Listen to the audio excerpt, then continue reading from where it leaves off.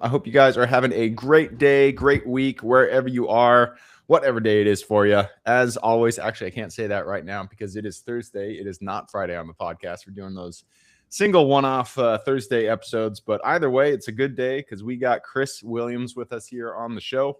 Chris is from Assets Real Estate. They focus on, well, they used to be they are a brokerage, but their main focus today is buy and hold single family with some creative financing and wholesaling sprinkled in there. So if you guys, everybody out there who is interested in sticking with residential, those single family houses that we all know and love, and you're interested in learning how to get into those creatively with seller financing, etc., those kind of things, this is the episode to listen to.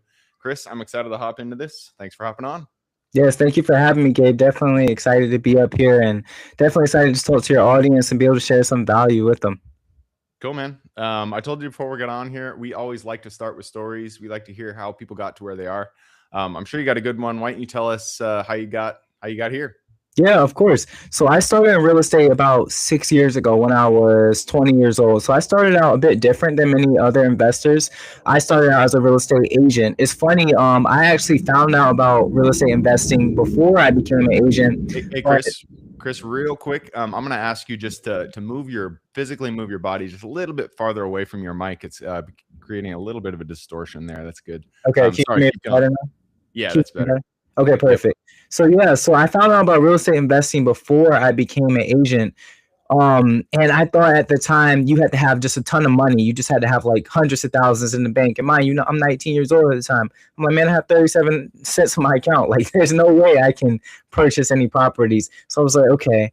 I was working at Foot Locker at the time selling shoes. And I thought, all right, if I could sell shoes, I could sell houses. And I started as a real estate agent. I like that confidence. If I can sell shoes, I can sell houses. Yeah, I thought it was the same thing. I was like, it's all sales at the end of the day. Why not just give it a try? So I did the real estate agent thing for about 4 years, I want to say.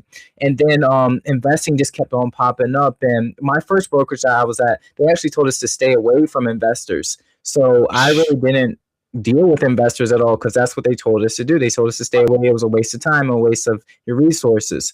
I'm curious, why do they say that? Because I have heard that before from like real estate agents and brokers that there's a certain subset that do not like working with investors, but I've never really gotten their reason. What is the reason there?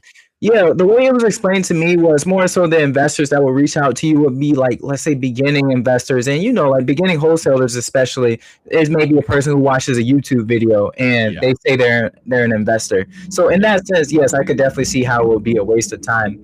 But there wasn't too much context given to me, like the difference in the niches in real estate investing. So I didn't really know.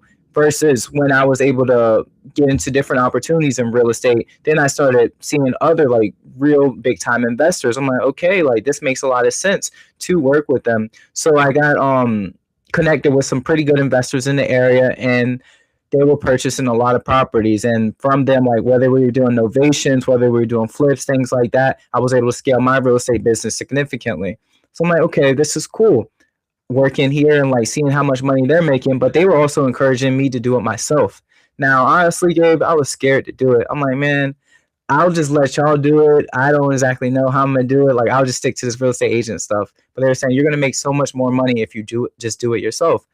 I'm like, all right, fine. I'll give it a try. And the first property that I actually purchased was my neighbor's house. And the reason I purchased it was because I had it listed on the market and nobody wanted it.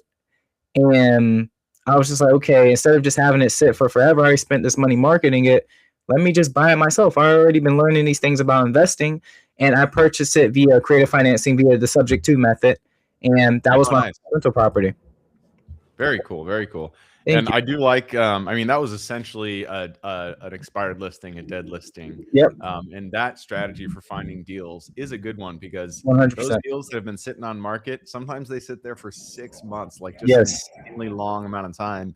And that there are some circumstances where they're not going to be motivated, but the majority of the time, those owners are going to be like, I don't want to deal with this anymore. They've probably gone in and out of contract a couple times. They're just tired and they just want to move on. And so if you can approach them, get to their number, get to their asking price, but do it creatively, then you can definitely get those kind of deals done. So I like that was your first, at least investing deal was you were doing it creative financing. Yeah, Uh, 100%. Awesome. I love that. So from that point on, well, actually take us a couple more steps down into the subject to deal. This was your first time doing it. And so that perspective is what a lot of the listeners do want to hear, is that Mhm. first time perspective, getting those deals done. Tell us about that first deal. How did it go? Yeah, so it was fun because if you know, subject to is a lot different than your standard acquisition as far as like your one page contract when it comes to wholesaling or flips, things like that. Subject to is just requires a relationship with the homeowner. So it is a good thing that I did. It was my neighbor, so one, we already have a relationship, and two, I was already a listing agent. Well, So and also explain what subject to is for everybody. yes, so subject to is purchasing the property existing to the subject's existing terms on the property as far as the mortgage goes. So a lot of people will say is assuming. It's not assuming, but in essence is in that same bracket. So if the seller has a 1,500 monthly payment with a 3% interest rate, you also get the same interest rate, the same monthly payment. Now a lot of people get confused because they're like, okay, well the mortgage still remains under seller's name. How do I actually have the property? Under subject to, you acquire the deed, and the deed is where the true ownership lies, not necessarily the mortgage. And why would I'm on the commercial side. I buy mobile home parks, RV parks, self storage facilities, Mm-hmm. and on that side, nobody's going to do subject to. And at least I've never successfully done one. So Mm-hmm. I've always been curious why on the residential side this is a common practice. Subject to is a strategy that people just they crush it with. Yep. But I never understand how you can get somebody to agree to that, because you're essentially taking the valuable part of the real estate, which is the deed, from the property and leaving them with the liability. So why would somebody be amenable to that kind of strategy? Yeah, and that's a great question, Gabe. It's all about the value that you can provide to the seller. So I will say it doesn't work in every single situation, because you're also offering the seller upfront fee, or sometimes you're not. But if they were to sell the property traditionally, let's say they get 80K based on their equity and based on anything else that they're paying out. In a situation like that, maybe it doesn't work, because at least for my strategy, I'm not willing to pay a seller 80K for an entry fee for single family residential. It doesn't make much sense. But for what about those sellers that are underwater? In our area specifically, we have a lot of military personnel where they're moving every 2 years and such. And especially like what's happened with the housing market, they purchased 2 years when the market was at the tippity top. Now they want to sell. Well, they don't really have much. They're not going to make any money, actually. They're probably going to lose money if they were to sell their property. So that's where subject to is very prominent, because they can't sell it traditionally. Got it. Makes sense. All right, so take us on from that first deal. You got a subject to deal done, which is awesome. How well do you still own that property? Yep, I still do. Cash flowing. Yep, the cash flow is about 800 a month. Nice. I love to hear that. So what happened from that point on? I mean, you focused a little bit more. You doubled down on wholesaling and single family long-term holds. How has it been progressing? Yeah, it's been going well. I would say actually, like within purchasing that first one, probably like less than 30 days later, I purchased my second one. And that's when I learned about the wrap strategy, as far as like instead of holding a traditional tenant in the property, like doing an agreement for deed with your quote unquote your tenant. So that's helped me a lot, because one of my biggest fears when it came to being a landlord was, okay, what happens if the property needs repairs? Now this cutting into my cash flow. What happens if the tenant stops paying rent? And then what happens if my entry fee is just super high? So learning about the wrap strategy has helped me a lot mitigate some of those concerns that I had. So take us a couple layers down into that one. Tell us about the wrap strategy. What is it and why do you like it? Yeah. So the wrap strategy is basically an agreement for deed. So we call it the wrap strategy because what do we call them? Let's say your tenant, quote unquote, your agreement for them is wrapping around your existing mortgage. So an example of that would be, I'll give an example from the second property that I purchased. The current mortgage with the subject to in place is $1,700, right? That's the current seller's mortgage. That's what I'm paying every single month. Now, because I do have a wrap buyer in the property, that wrap buyer, they pay me $2,500 a month, and they also gave me a $12K down payment. Now, this is stretched over a 30-year period. So I like the wrap strategy because basically I become the bank in that sense. And any repairs, anything that has to do with the home, I don't have to deal with any of that. For that tenant, quote unquote, this is like their property. Okay, so just because this is also a strategy that I do not do, and I always love hearing about this stuff. I Yeah. have heard of it before. We've had some other guys come on here who do this, but it's an interesting strategy. So essentially, what you're doing is you're buying a property Mm-hmm. subject to the existing mortgage. So the Yep. existing mortgage at whatever interest rate it's at, it stays there. Nothing happens to it. Exactly. And then you resell. You're marketing the property. You resell that same property Mm-hmm. and put your own contract on top of the existing mortgage, your own essentially note.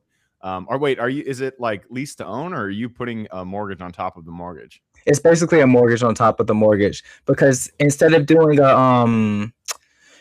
actually reselling it, I would say they're still my tenant in the eyes of the court. There's based on my contracts, they're still a tenant, so I can foreclose on the property versus if I was to, or I'm sorry, versus I can evict them. Yes, that's what I meant. I'm sorry. Okay, so it is a lease. Yes. It's a rent to own essentially. Yeah. In a sense, yes. Our contracts are a bit different than rent to own. They're more so agreement for deed specifically. It makes it easier to actually evict versus having to go through an entire foreclosure process, which can be much more difficult and costly. Yeah. So you're reselling the property on this agreement for deed, which basically stipulates that they are going to be paying an additional mortgage. I mean, it's not a mortgage, but an additional mortgage on top of what exists there, and then you're going to take the spread between what is the mortgage that you did the subject to on, and then what you put on the agreement for deed that you put on top of that. Yep, exactly. Interesting. Cool. And then you also you said you do wholesaling still, yes, correct? Yes, big fan of wholesaling. Yeah, it's an interesting strategy because a lot of I think there's 7 states out there that it's no longer legal to do wholesaling and you have to do double closing. Yeah, yeah. And Virginia is not one of those, it sounds like. So Virginia, they did make a law that you do have to be licensed though. Now, of course, this doesn't affect me because I still have my active real estate license. I also have a real estate brokerage. So we're protected there. But recently they did pass it that if you do 2 or more transactions, you do need to be licensed in Virginia. Oh, interesting. Yeah, and that's just if you do 2 or more transactions, period, you have to be licensed. Yep, 2 or more wholesale transactions, you do have to be licensed. Now, like I said, it doesn't really affect me too much, but it does help the broker side because we got a lot of investors who need a place to hang their license now. Yeah. So how does I've always been interested on that side of things. I have heard of brokers who do wholesaling, or agents who do wholesaling. And so how does that work? Because as an agent, you have the responsibility to let your client know that you can either list it or wholesale it, and these are the different options. How do you do a wholesale while still being an agent? Yeah, so I think the best answer for that is you don't, to be honest with you. You don't go in there as an agent. We wear different caps, I'll say. So one, I'll have an agent cap and I'll also have an investor cap. So I think a big thing with us is being transparent and honest with the seller as possible. So first thing I always tell the seller is when I'm speaking for my investor cap, my goal is to profit as much as possible.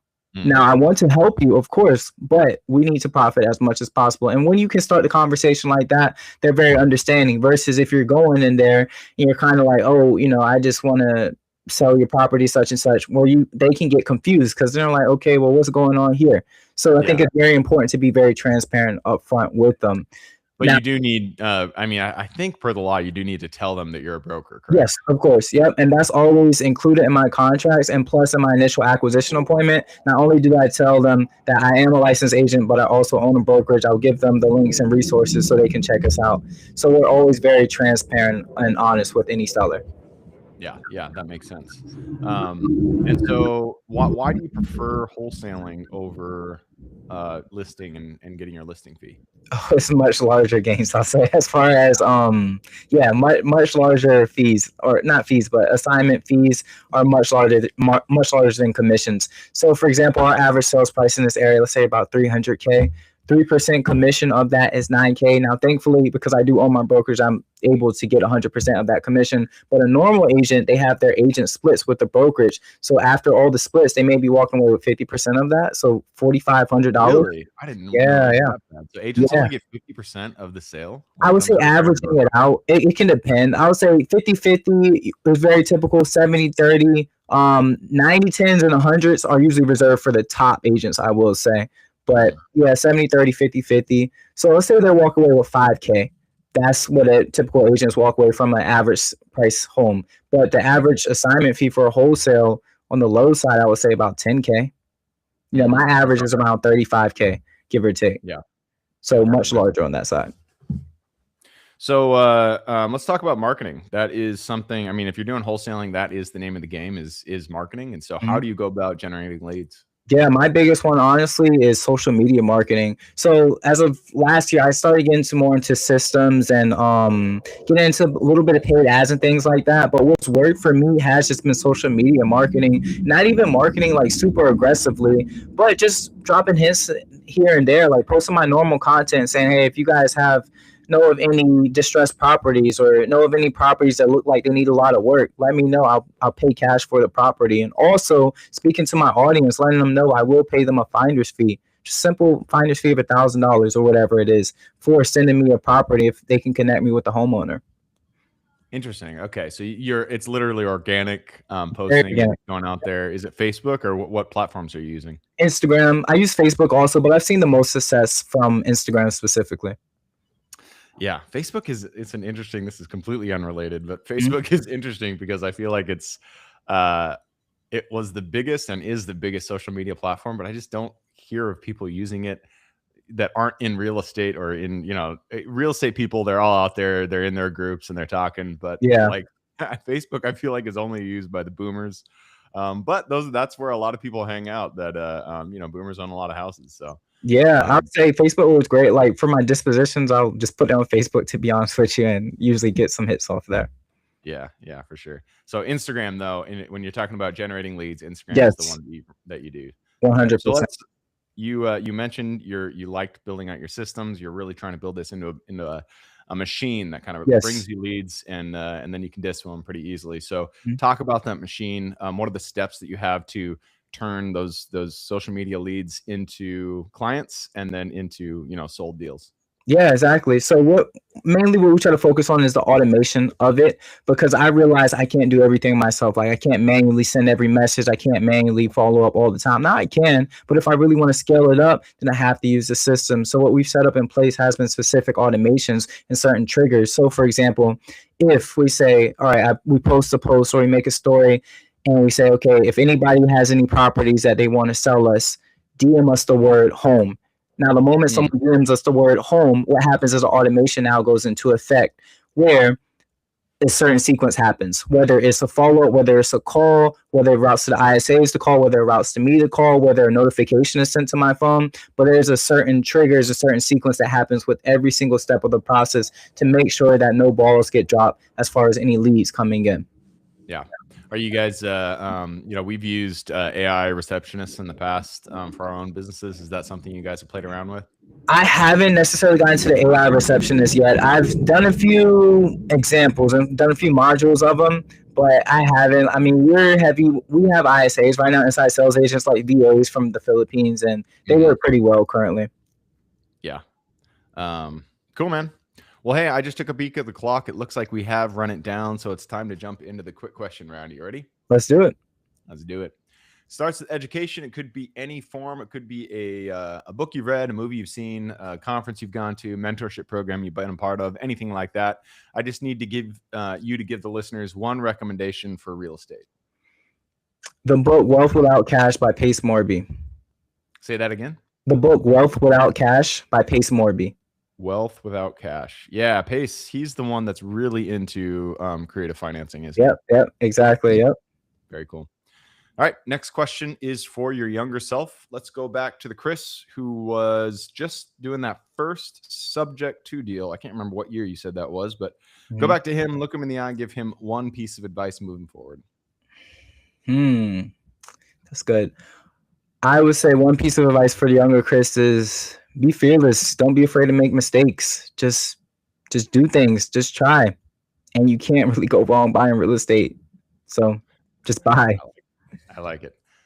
Be fearless. I'm going to put that in the bucket of, you can't really say that. I wish I got started sooner, but we always like to tie it back to that because so many people say they wish they got started sooner, or they wish they would have gone harder sooner or anything like that. For sure. And whenever somebody says that, be fearless kind of fits into that category because you're just saying like, I wish I would have just, screwed the fear and just gone for it. For sure. And whenever somebody says that, I always like to point it back to you, the listener. If you have not gotten a deal done, if you're sitting on the sidelines, you're absorbing information but not taking any action, this is your kick in the pants. Go out there, just get a deal done. Everybody that's on the show, we've had over 600 guests now. Every single one that comes on here wishes they got started sooner. Yes. So now is your opportunity. Go out there, get a single deal done. Can be anything. Could be a piece of dirt, could be a single family home, could be a self-storage facility, but just go out there and get it done. All right, that leads us to the next question. This is about the US. It's a big place. There is a lot of opportunity out there.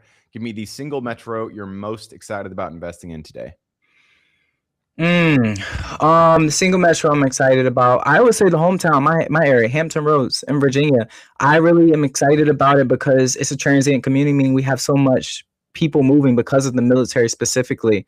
So I always think our area is going to be very stable versus other markets can kind of be volatile based on what's happening in politics and such. So we're always going to be stable.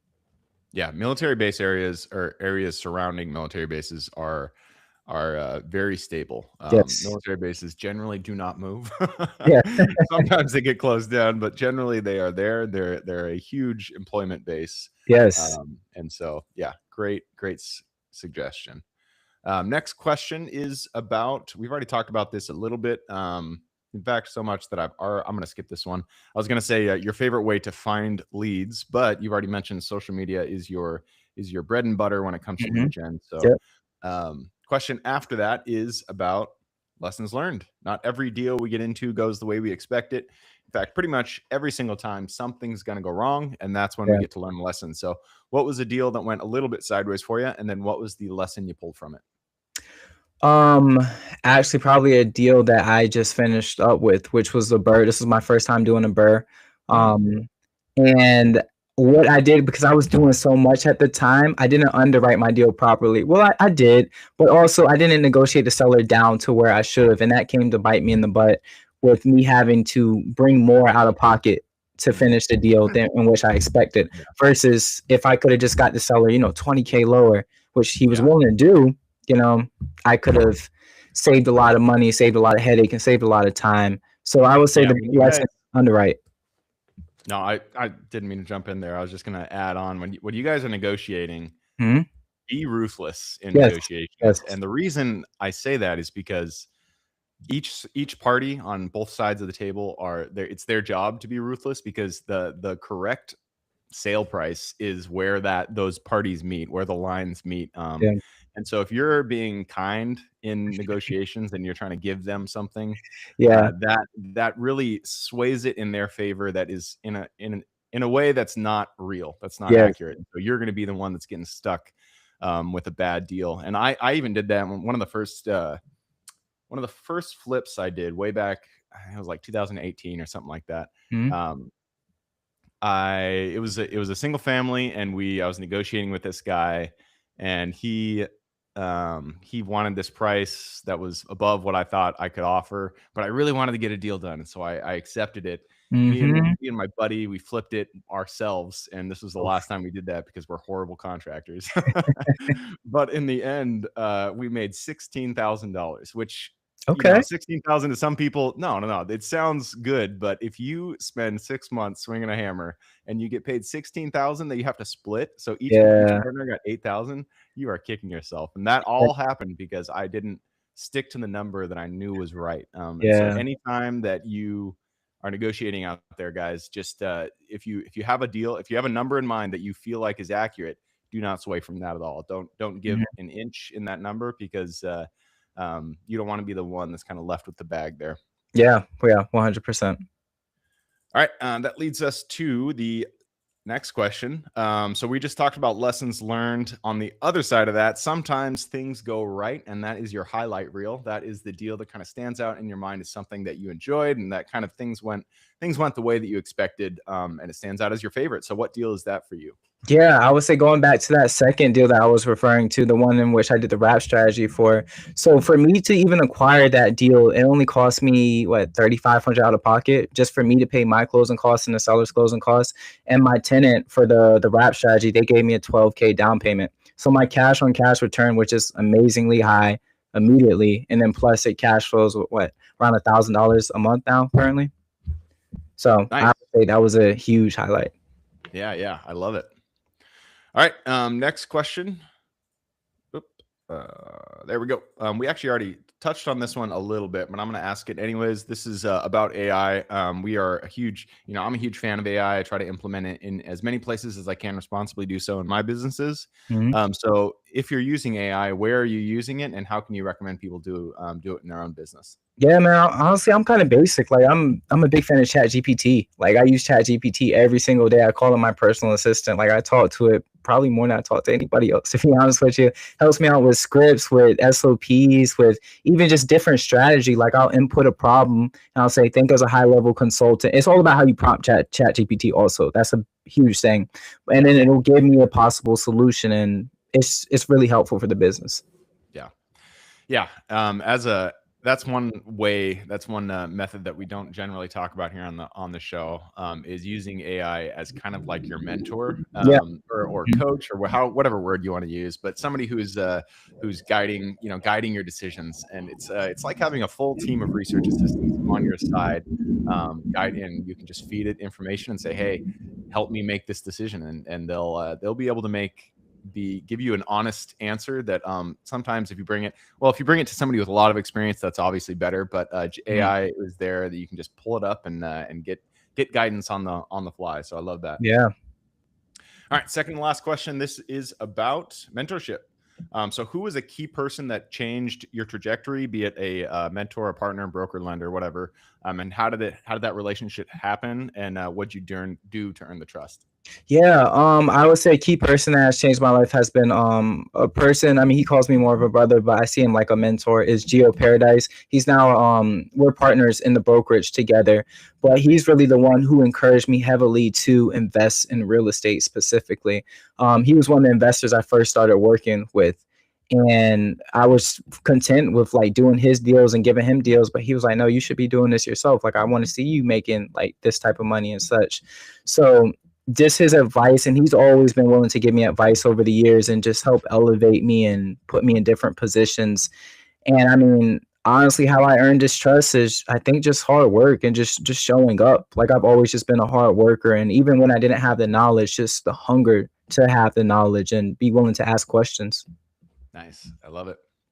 All right, that leads us to the very last question. This is for the listeners. You've given us a lot to think about. I'm sure people want to reach out, get in contact with you.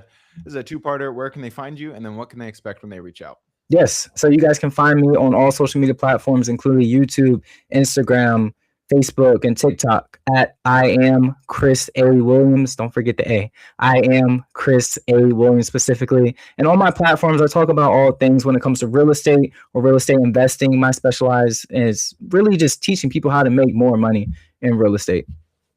Cool, man. I'll put that link in the show notes. So if y'all want to reach out, all you got to do is click the little more in the description. It's going to pull down that full description. And in there, you can find Chris's links. Sweet. All right. That wraps it up. Thank you very much for hopping on the show. All right, Gabe. Thank you so much for having me. And thank you again. Absolutely. For everybody who's with us today, thank you guys for showing up. You are the reason we do this. So if you guys have any questions, reach out to me, Gabe, at therealestateinvestingclub.com. If you guys want to support the show, just leave us a review, a comment, anything like that. Other than that, I hope you guys have a great week. Keep rocking real estate, and I look forward to seeing you on the next episode.